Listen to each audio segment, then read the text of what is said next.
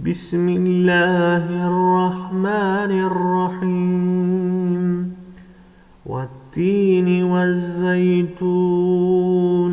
وطور سينين وهذا البلد الأمين لقد خلقنا الإنسان في أحسن تقويم